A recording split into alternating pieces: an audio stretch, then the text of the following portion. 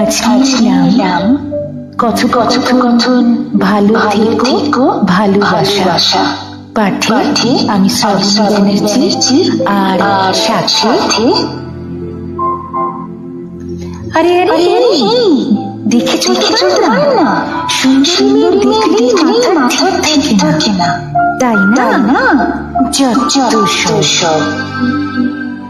আমি দুঃখিত, ইচ্ছে করে ধাক্কা দিইনি, ব্যস্ততা ছিল তাই।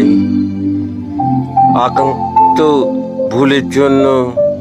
আচ্ছা ঠিক আছে, এরপর থেকে দেখে চলবে কেমন? জি ঠিক আছে, ধন্যবাদ।